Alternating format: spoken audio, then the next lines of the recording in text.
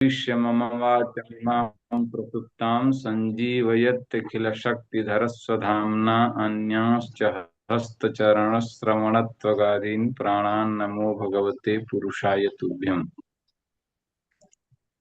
इस लघु सिद्धांत स्वाध्याय श्रृंखला में समुपस्थित आप सभी विद्वज्जनों का हार्दिक अभिनंदन है। 15 दुकान हम ला देते हैं। इस वो हमारे चौक से। स्वाध्याय श्रृंखला के प्रेरणा पुरुष डॉक्टर चंद्रकांत दत्त शुक्ल जी एवं लव शुक्ल जी और इसी के साथ मित्रमणि डॉक्टर पंकज झा जी, आप सभी सुहृद जनों का हार्दिक अभिनंदन वंदन करते हुए मैं आज के इस श्रृंखला को आगे बढ़ाता हूँ। कल अव्ययी भाव समास के कुछ अंश अवशिष्ट थे, उस अवशिष्ट अंश को आज हम लोग पूर्ण कर रहे हैं। अनश्च यहाँ से हम लोग आरंभ करके और इस प्रकरण को करते हुए, आज ये प्रकरण तो थोड़े समय में पूरा हो जाएगा, फिर आगे के प्रकरण को भी हम आरंभ कर लेंगे। अनश्च ये सूत्र कहता है अव्ययी भाव की ऊपर से अनुवृत्ति हो रही है, तो अन से तदंत की उपस्थिति होकर के अनंत, अन से अनंत की उपस्थिति हो रही है। अनंत और वो अव्ययी भाव में विशेषण है, अव्ययी भावात पंचमी है, तो अनंतात यहाँ पर भी अनंत जो है उसमें भी पंचमी होकर के और अनंतात अव्ययी भावात टच से ये अर्थ हुआ। अनंत अव्ययी भाव से टच होता है और टच हुआ तो उसका फल है नस्तद्धिते नान्तस्य भस्य टेर्लोपः। नान्तस्य भस्य टेर्लोपः, नान्त हाँ भ संज्ञक, तो अब जो है यहाँ पर नान्त भ संज्ञक के टीका लोप होता है, तद्धित के परे रहते हैं। इसके कुछ बाधक सूत्र भी हैं जहाँ पर लोप नहीं भी होता है, तो वो जहाँ पर जो है कि अतिरिक्त कोई अर्थ हो तो वहां पर वो बाधक सूत्र आगे आपको बताए जाएंगे। यहाँ अभी अंत भवसंज्ञक टी है, हाँ उसका लोप होता है, तद्धित के परे रहते हैं। यहाँ पर राज्ञ समीपम, तो राज्ञ समीपम ये लौकिक विग्रह हुआ और उसका समास सामासिक पद हुआ उपराजम। अलौकिक विग्रह क्या हो जाएगा, तो राजन ngस उप समास होगा अव्ययम विभक्ति इत्यादि से। समास के बाद प्रथमा निर्दिष्टम समास उपसर्जनम से उपसर्जन संज्ञा उप की करके उपसर्जनम पूर्वम से पूर्व करके उपराजन हो जाएगा और फिर नस तद्धिते सूत्र नहीं अनश्च सूत्र अनंत अव्यय भाव है, यहाँ अनंत अव्यय भाव से टच हो जाएगा, नस तद्धिते सूत्र फिर लगाएंगे और नान्त से भस्य, नान्त जो भ संज्ञा कब होती है, आजाद विभक्तियों के परे रहते भ संज्ञा होती है। यहाँ आजाद विभक्ति परे है तो भ संज्ञा हो गई।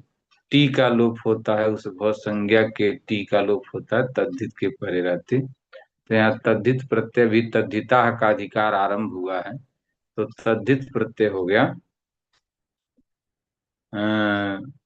जो है कि तद्धित प्रत्यय जो टच है वो तद्धित प्रत्यय उसके परे रहते नान्त भवसंज्ञक के टी का लोप हो। टी हो जाएगा तो राजन का अन भाग चला जाएगा, राज उपराज बन जाएगा। और फिर जो है कि टच का आकार मिल जाएगा, उपराज सुकु अम हो जाएगा, माने आकारांत हो जाएगा तो स्वयं अव्ययी भाव, अव्ययी भाव है, अव्ययी भाव की अव्यय संज्ञा है, अव्ययादाप सुपर से लोप प्राप्त रहेगा, परंतु नाव्ययी भावादत्तम तो पंचम्यास्यम करके उपराजम बन जाएगा। अब दूसरा अध्यात्मम। अब इसको कोई अगर बनाए तो माना जाए कि आप लोगों का अध्ययन ठीक रास्ते पर चल रहा है। अध्यात्मम का क्या लौकिक विग्रह होगा, क्या लौकिक विग्रह होगा, यहाँ तक तो आप यात्रा पूरी करिए, फिर आगे की भी यात्रा आप पूरी कर सकते हैं, लेकिन आगे की यात्रा में हम सहायक होंगे। यहाँ तक अभी बताइए, कौन बताएगा कि इसका लौकिक विग्रह क्या है, अलौकिक विग्रह क्या है। सामासिक पद तो सर, अध्यात्म हो गया, तो सर लौकिक इसका विग्रह। लौकिक लौकिक विग्रह होगा आत्मनि, आत्मनि थी, हाँ अध्यात्मन, अध्यात्मनि थी। हाँ। जी। अध्यात्मम है ना, तो अध्यात्म आत्मनि इति। न महोदय, हाँ हाँ। अशुद्धम् अस्ति। हाँ तो वदतु, भवती जी। वदतु। जी, आत्मनि लौकिक विग्रह, आत्मन लौकिक विग्रह, क्या जी? और आत्मनि अधि अलौकिक विग्रह। इस अर्थ में अलौकिक भी विग्रह आत्मनि अधि, आत्मनि अधि। आत्मनि ङी अधि, है जी, ना। जी जी। अच्छा, माने ये जो नीचे लिखा जा रहा है ये कि आत्मनि में ई का मात्रा लगना चाहिए। आत्मनि तो लौकिक विग्रह हुआ ना। हाँ ठीक है, अलौकिक विग्रह। आत्मनि अधि। हाँ आत्मन ङी अधि, ठीक। तो आत्मन ङी अधि होकर के अलौकिक विग्रह हुआ। और फिर जो है जी, और अव्यय आत्मन विभक्ति। केवल जो है लौकिक विग्रह आत्मनि और अलौकिक विग्रह आत्मन ङी अधि, जी ठीक है। पूर्वोभ्यास मैंने इसकी जो है कि वो हो गया, प्रथमा निर्दिष्टम समास उपसर्जनम से उपसर्जन संज्ञा पूर्वक प्रयोग अधि। और समास है तो समास होने के कारण प्रातिपदिक संज्ञा लोप तो होना ही है, लोप हो जी जाएगा, पूर्वक प्रयोग होगा तो क्या स्थिति बन जाएगा, अधि आत्मन, और यण कर दीजिए अध्यात्मन, अध्यात्मन, ठीक है ना। और अध्यात्मन होने के बाद अधि आत्मन, आत्मन, और फिर जब वो कर देंगे यण तो अध्यात्मन। अब यहाँ लगाइए सूत्रार्थ, यहाँ सूत्र लग जाएगा वही नस्तद्धिते, नस्तद्धिते से पहले अनश्च नान्त अव्ययी भाव से टच होता है, नान्त अव्ययी भाव है, टच हो गया। तो अब जो है कि अध्यात्मन और टच का अध्यात्मन और यहाँ पर लोप कर दीजिए किसका, जो है कि नस्तद्धिते से टी का लोप करिए, अध्यात्म, अन्न चला गया, अध्यात्म टच का मिलाइए, अध्यात्म बन जाएगा। और फिर सुकवम अध्यात्मन, अध्यात्मम, ठीक ना, अध्यात्म और सु अध्यात्म, ठीक है ना। जी। ये स्थिति हो गई, कितना सुंदर देखिए भाई साहब, कितना बढ़िया आप ये सब हम लोगों को ही बता दीजिए। तो अध्यात्म में हो गया। अब यहाँ पर इसीलिए देखिए जो बहुत लोग जो है कि यहाँ अशुद्धि भी कर देते हैं, आध्यात्मम ये बोलते हैं, अध्यात्मम शुद्ध, अध्यात्म शब्द ही शुद्ध होगा, अध्यात्म, ठीक। अब आगे जो है नपुंसका धन्यतरस्यम, इसी के ठीक बाद का सूत्र है, जो है कि अनश्च के ठीक बाद का सूत्र है ये नपुंसका दन्यतरस्याम। अनश्च 18 का 8 का है, 9 का है। तो ये कह रहे हैं कि जो अनंत अव्यय भाव से टच की बात हमने कहा, वो अनंत अव्यय भाव नपुंसक लिंग हो जाए तो टच विकल्प से होता है। अनंतम यत क्लीबम तदंतात अव्यय भाव टजवास्य। तो चारमन शब्द आप जानते हैं? हाँ? कुछ कहना, किसी को कुछ कहना है क्या? अच्छा, चर्मन शब्द आप जानते ही हैं कि नपुंसक लिंग है। चर्म चरमड़ी चरमाड़ी, चर्म चरमड़ी चरमाड़ी। तो चर्मन शब्द नपुंसक लिंग है और नकारांत भी है। तो यहाँ पर अनंत नपुंसक लिंग हो गया, अनंत नपुंसक लिंग। अब यहाँ पर टच विकल्प से होगा। जिस समय टच होगा उस समय जो है कि नपुंसकादन्य तरस्याम से जब टच होगा तो नस तद्धित से लोप होगा, नस तद्धित से लोप होगा, नस तद्धित से लोप होकर के अनुभाग का लोप होकर के आकार मिल जाएगा। अब ऊपर क्या बनेगा? चर्मम। उपचर्म हुआ, सुकोम करके उपचर्मम, आकारांत होने के कारण। और जब टच नहीं हुआ, तो टच नहीं हुआ तो उपचर्मन ही रहा। अब उपचर्मन रहने पर सुविभक्ति आएगी, उकार की संज्ञा होगी, स का हलंग्या जो है कि हाँ हलंग्यादि लोप होगा। हलंग्यादि लोप होने के बाद उपचर्मन रहा, नकार का लोप हो जाएगा, न लोप प्रातिपदिकांत से। उपचर्मन उपचर्म। अब दोनों का रूप जो चलेगा वो अलग अलग चलेगा। जैसे यदि टच करके हम रूप चलाएंगे तो क्या रूप चलेगा, और टच के न रहने पर क्या रूप चलेगा? कोई रूप चला सकता है?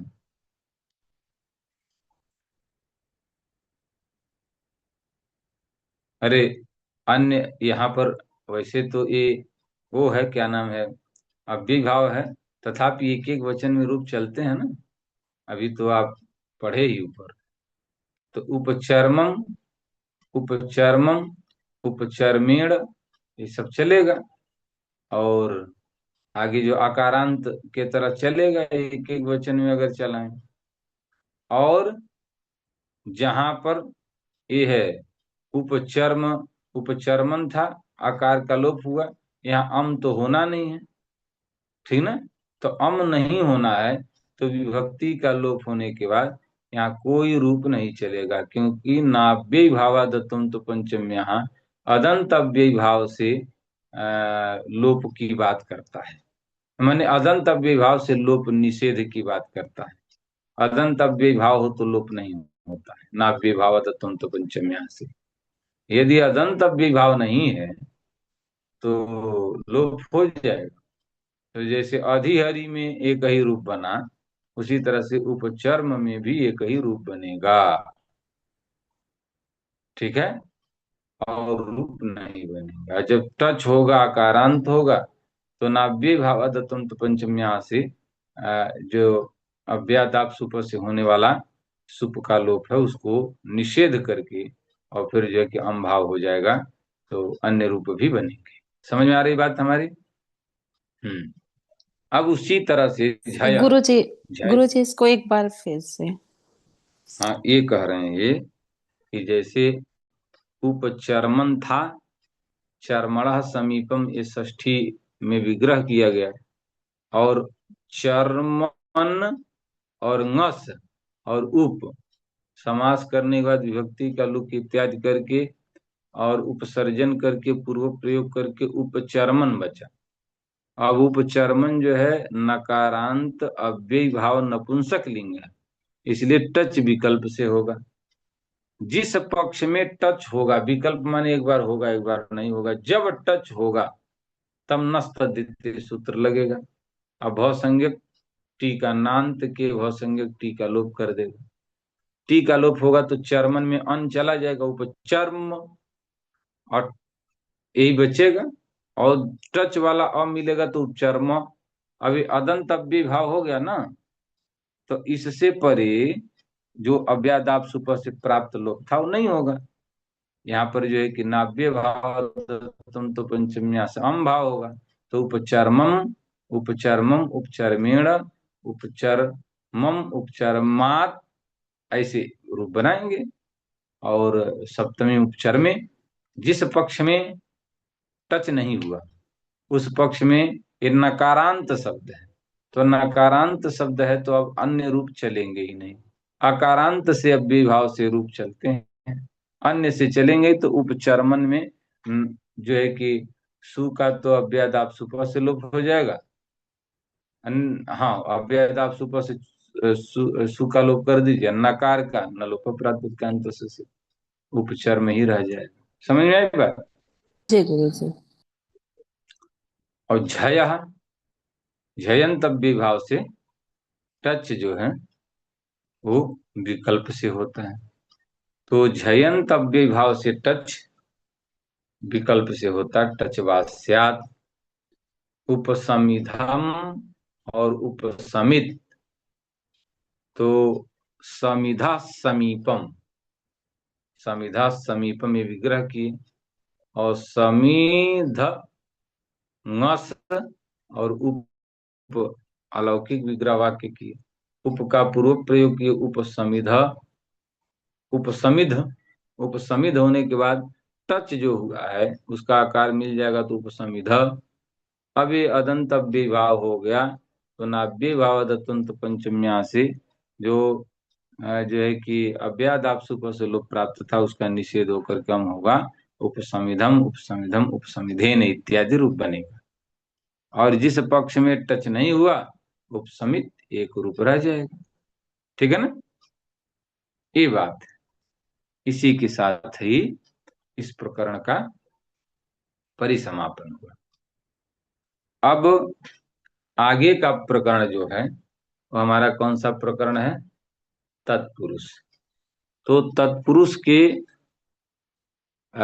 बारे में हम लोग कुछ समझ लें, फिर आगे हम आरंभ करेंगे। एक तरह से तत्पुरुष की जो भूमिका है, क्योंकि किसी चीज की अवतरणिका भूमिका यदि समझ में आ जाए तो प्रकरण भी समझ में आ जाता है। तो और तत्पुरुष हमें लगता है कि सभी समासों में अत्यंत व्यापक है। चारों समासों में यदि व्यापकता देखी जाए तो सर्वाधिक व्यापकता तत्पुरुष समास में है। इसीलिए हिंदी इत्यादि का जो व्याकरण है उस हिंदी के व्याकरण में जब समास की चर्चा वो लोग करते हैं तो तत्पुरुष के जो भेद हैं उनको वो स्वतंत्र समास के रूप में मान लेते हैं। जैसे उसका भेद कर्मधारय है, वो कर्मधारय को स्वतंत्र समास के रूप में मान लेते हैं। दिगु है, दिगु को भी वो स्वतंत्र समास के रूप में मान लेते हैं, जो कि हमारे यहाँ वो कर्मधारय के अंतर्गत ही है। तो ये क्यों, क्योंकि उसकी व्यापकता और उसकी लोकप्रियता के कारण। तो यहाँ तत्पुरुष जो है, ये तत्पुरुषः जो दिया है, तो तत्पुरुषः में जब ये चर्चा होती है कि भाई तत्पुरुषः क्यों नाम दिया, तो कहा कि तम पुरुषः तत्पुरुषः, तम पुरुष सह पुरुषः तत्पुरुषः। और यदि तम पुरुषः होगा तो समास होकर क्या बनेगा, हम्म, अरे सह पुरुषः हो तो सह पुरुषः का समास जो है कि करेंगे, माने यदि कर्मधारय समास करेंगे तो क्या बनेगा, सह पुरुषः का मूल, सह का मूल शब्द क्या है, तत्पुरुषः बनेगा, तत्पुरुषः। हाँ, तो सह पुरुषः तत्पुरुषः। और यदि तौ पुरुषः हो तो क्या बनेगा, औ पुरुषः। इन हाँ? अरे क्या बोले सर? सह पुरुषौ। तौ, तौ पुरुष, तौ पुरुषौ ऐसा हो, अथवा मान लेते हैं यहाँ द्विवचन रखे, वहां तव पुरुषौ रहेगा तो तत्पुरुषौ होने लगेगा। उसको तत्पुरुष। हाँ, इसको एक वचन में ही रखिए तो त सह पुरुषः तत्पुरुषः। और यदि तम पुरुषः करें तो तम पुरुषः, तो आगे क्या होगा? तम पुरुषः के बाद समास क्या करके क्या बनाएंगे? अरे तत्पुरुषम। तत्पुरुषः ही तत्पुरुषम। कहें तत्पुरुषम बनेगा। समास के बाद विभक्ति उक्त हो जाती है, प्रथमा विभक्ति आएगी तो तम पुरुषः। हाँ, यहाँ पर भी जो है कि, और वो ऐसे भी जो है कि पुरुषम है नहीं वहां, हमने आपको तम पुरुषः किया तो तम पुरुषः तत्पुरुषः, तेन पुरुषः तत्पुरुषः, तस्मै पुरुषः तत्पुरुषः, तस्मात् पुरुषः तत्पुरुषः, तस्य पुरुषः तत्पुरुषः, तस्मिन् पुरुषः तत्पुरुषः। तो ये सब विग्रह संभावित है, प्रथमा से लेकर सप्तमी तक सारे विग्रह संभावित हैं। तात्पर्य क्या है? तो तात्पर्य है कि प्रथमा विभक्ति से लेकर सप्तमी विभक्ति तक सारे समास इसके अंतर्गत आएंगे। ठीक है। अब ये है कि जैसे द्वितीयांत के समास के लिए साक्षात सूत्र है, अभी आगे आप पढ़ेंगे, द्वितीया श्रितातीत पतित गतात्यस्त प्राप्तापन्नई, इस सूत्र को पढ़ेंगे तो द्वितीया तत्पुरुष के लिए साक्षात सूत्र है। तृतीया तत्पुरुष के लिए तृतीया तत्कृतार्थेन गुणवचनेन, ये है।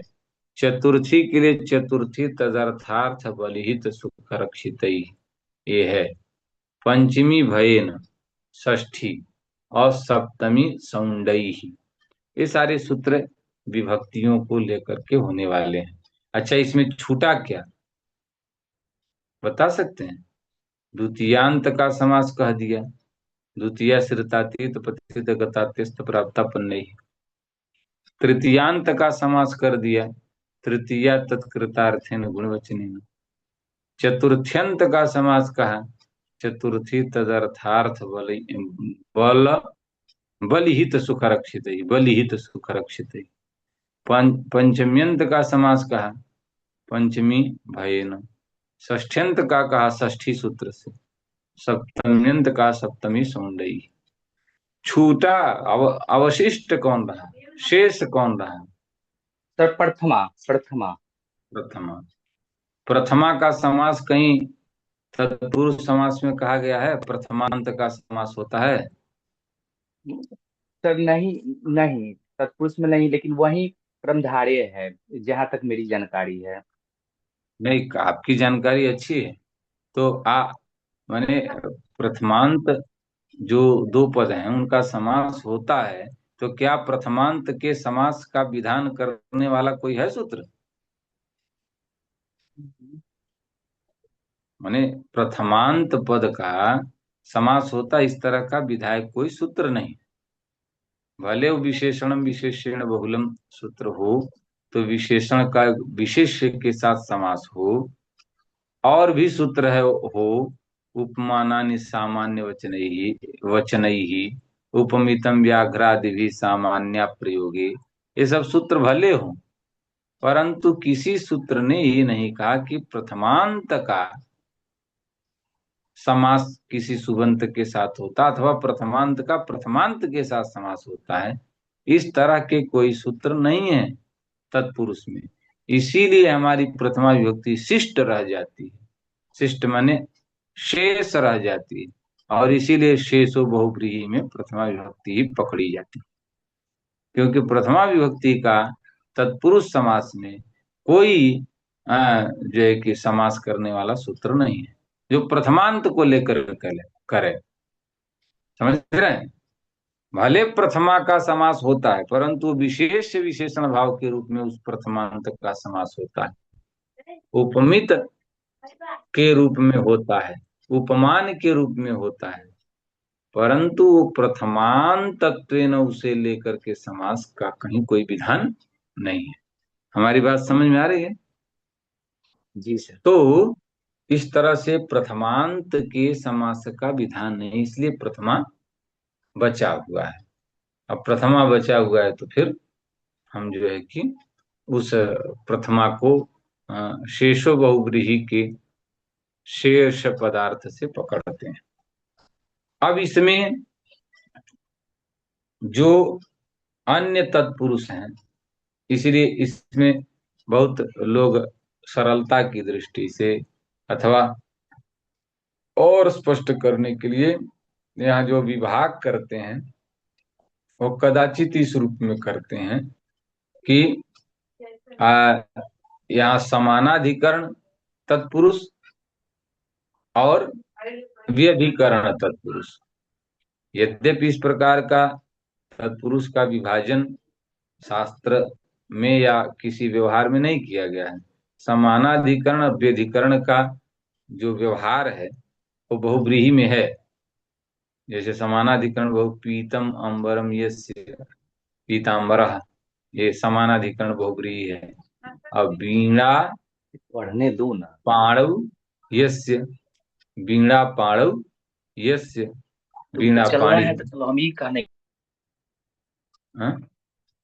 वीणा पाणी, वीणा पाणौ यस्य, तो वीणा पाणी, यहाँ पर व्यधिकरण बहुव्रीहि होता है और समानाधिकरण पीतम अंबरम यस्य। तो व्यधिकरण और समानाधिकरण की जो चर्चा है वो बहुव्रीहि के संदर्भ में ही, परंतु सरलता की दृष्टि से अथवा ऐसे करके तत्पुरुष में भी लोग कहते हैं कि व्यधिकरण और समानाधिकरण। तो व्यधिकरण तत्पुरुष जो है वो यही है कि द्वितीयांत का सुबंत के साथ समास हो, कृष्णम श्रितः कृष्ण श्रितः इत्यादि। तृतीयांत का सुबंत के साथ मैं तृतीयांत का तत्कृत गुणवचन और अर्थ के साथ समास हो। चतुर्थ्यंत का जो है कि तदर्थ वाले के साथ बलिहित सुख रक्षित इत्यादि के साथ समास हो। पंचम्यंत का भयवाची के साथ समास हो। षष्ठ्यंत का समास हो। सप्तम्यंत का समास हो। तो यहाँ देखेंगे आप कि एक द्वितीया विभक्ति है, दूसरा प्रथमा विभक्ति, एक तृतीया विभक्ति दूसरा प्रथमा विभक्ति, एक चतुर्थी विभक्ति दूसरा प्रथमा विभक्ति, एक पंचमी विभक्ति दूसरा प्रथमा विभक्ति, षष्ठी प्रथमा, सप्तमी प्रथमा। तो इसको व्यधिकरण तत्पुरुष के अंतर्गत रखते हैं। और जो हम लोग कर्मधारय वाला है उसको समानाधिकरण तत्पुरुष के अंतर्गत रखते हैं कि भाई वहां पर समानाधिकरण तत्पुरुष है, अर्थात प्रथमांत दोनों है। ठीक है, तो प्रथमांत दोनों वाले जो हैं कर्मधारय इत्यादि आते हैं, उन्हीं को हम उसी समानाधिकरण तत्पुरुष को हम कर्मधारय कहते हैं। तो समानाधिकरण तत्पुरुष कर्मधारय। अब वही समानाधिकरण तत्पुरुष के कुछ अंश जो हैं वो द्विगु के रूप में आ जाते हैं। तो समानाधिकरण होंगे, तत्पुरुष होंगे, संख्या पूर्व में होगा, उसमें भी और संकुचित कर दिए कि तीन ही अर्थों में, या तो तद्धितार्थ की विषयता हो, संख्या पूर्व में हो तो द्विगु समास होता है, या उत्तर पद परे हो और जो है कि संख्या वाची पद पूर्व में हो तो जो है कि द्विगु समास होता है, अथवा समाहार हो तो समाहार हो और जो है कि पूर्व में संख्यावाची पद हो तो द्विगु समास होता है। ऐसा करके संकुचित कर दिए तो द्विगु समास इस प्रकार हुआ। इसलिए हम सामान्य उसकी परिभाषा नहीं कर, माने ऐसे समझने के लिए सामान्य करते हैं कि संख्या पूर्व में हो तो द्विगु होता है, परंतु संख्या पूर्व में तो द्विगु होता है, इसमें यह संपूर्ण और जो है कि निष्कृष्ट लक्षण नहीं है। ये निष्कृष्ट माने जो उत्तम लक्षण हो उसको निष्कृष्ट लक्षण कहते हैं। तो ये निष्कृष्ट लक्षण नहीं है, ये लक्षण जो है संख्या पूर्व द्विगु, ये जो है कि अतिव्याप्त लक्षण है। ये जो है कि द्वियमुनम पंचगंगम में भी जाता है, और जहाँ की द्वियमुनम पंचगंगम में अव्ययीभाव समास नहीं है। तो वहाँ अव्ययीभाव कर तत्पुरुष समास नहीं है, द्विगु समास नहीं है, तत्पुरुष की बात छोड़िए। द्विगु समास द्वियमुनम में नहीं है, पंचगंगम में द्विगु समास नहीं है, संख्या पूर्व में है। तो ये लक्षण जो है, ये लक्षण अतिव्याप्ति दोष से ग्रस्त है। तो इसलिए परिष्कृत लक्षण इसका यही है कि तद्धितार्थे उत्तर पद परे समाहारे वाच्ये च संख्या पूर्व यह समासः सह द्विगुसंज्ञक भवति। ऐसा करेंगे तो कहीं अतिव्याप्ति अव्याप्ति असंभवादि नहीं। ठीक है। तो इस तरह से आपने देखा कि मैंने तत्पुरुष का भेद जो कर्मधारय है, उसको हम लोगों ने समझ लिया कि समानाधिकरण तत्पुरुष को ही हम कर्मधारय कह लेते हैं।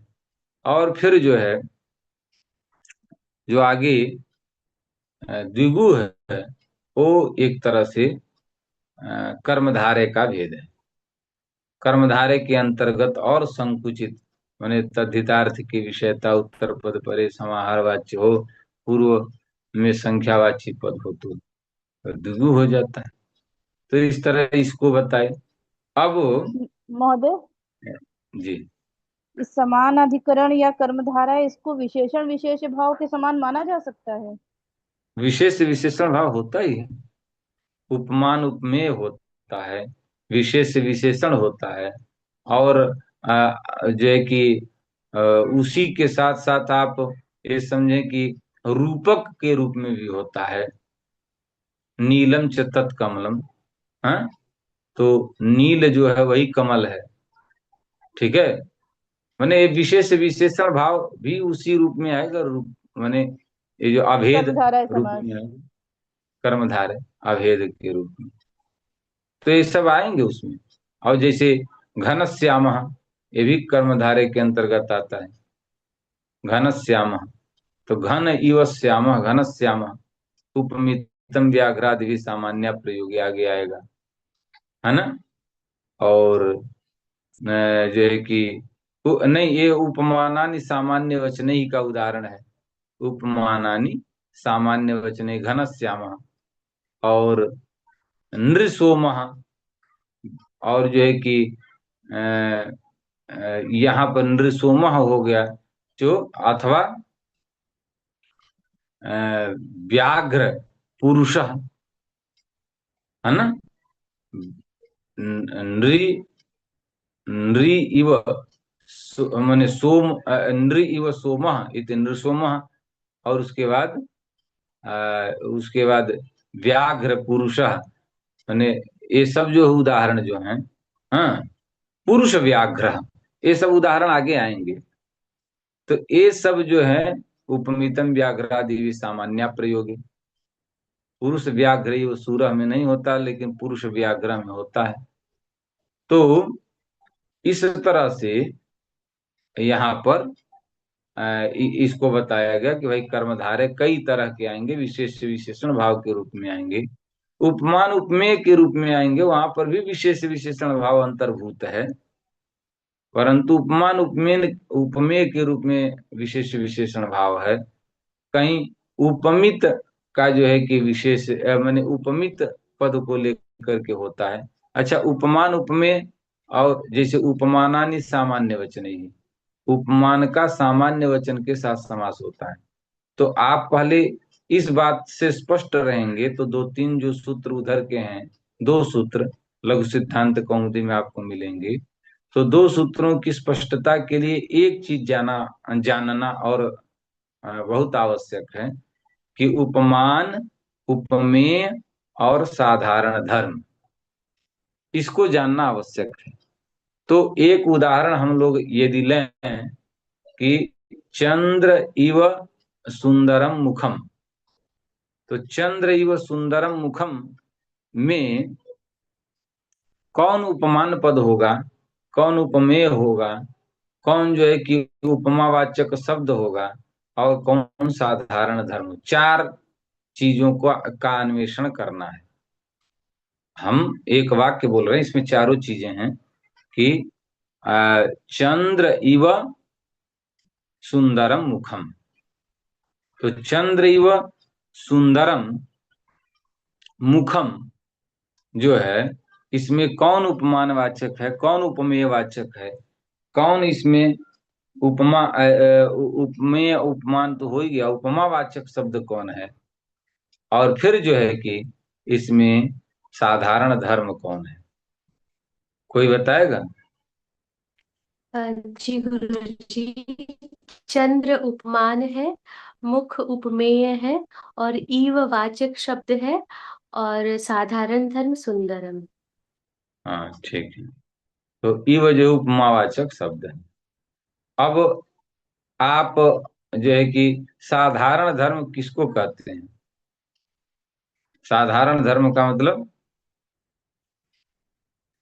जो दोनों जो में रहे,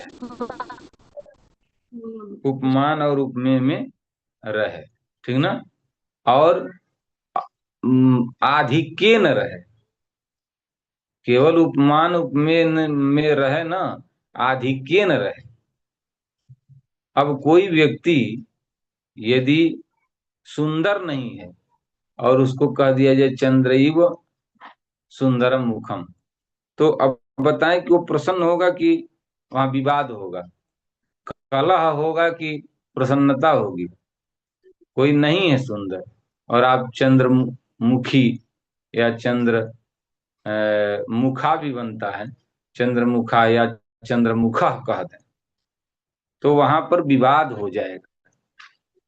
क्यों? क्योंकि चंद्र के समान जब माने अधिक सौंदर्य होगा, चंद्र के सौंदर्य के समान अब एकदम उसी तरह नहीं, लेकिन बहुत कुछ, जैसे कहा जाता है ना कि कम से कम वह जो है कि 70%, 80%, 80% या 70% वो मिले।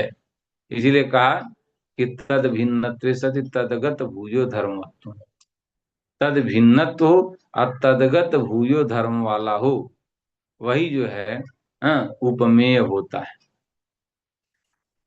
तो इस तरह से उपमान जिससे हम उपमा लेते हैं, उपमेय जिसमें लेते हैं, और इव इत्यादि वत इव इत्यादि सादृश्यवाचक शब्द हैं। उपमान माने ये सादृश्यवाचक उपमावाचक कहिए, और फिर सुंदर इत्यादि ये साधारण धर्म है जो दोनों में रहते हैं।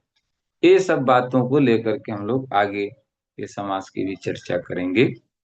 अब चूंकि आज इति शब्द का उल्लंघन नहीं करना था, और हमें तत्पुरुष कल से ही हम, क्योंकि हम आपको अवतरणिका भूमिका आपके सामने प्रस्तुत किए, और हम कल इन इन जगहों पर, जिन जगहों पर हमने आपको इंगित कर दिया है, हमने स्पष्ट कर दिया है, उन जगहों पर कम समय देते हुए हम लोग आगे इस पाठ को करेंगे।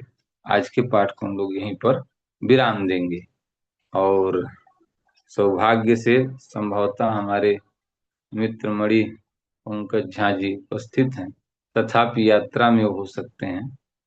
तो यदि भवन्तः तत्र स्वकीयं किमपि निर्देशनं दातुं समर्थाः सन्ति चेत् ददतु, अन्यथा तत्र वयं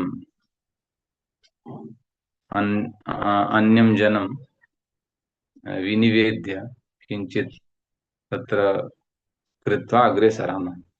पंकज जी, भवन्तः शृण्वन्ति स्वकीय अस्मदीयं वाक्यं? नैव, ते कदाचित् यात्रायामेव सन्ति। अस्तु, तो इदानीं लव जी, भवन्तः किमपि वाञ्छन्ति वक्तुम् अत्र पाठविषये, अथवा कश्चन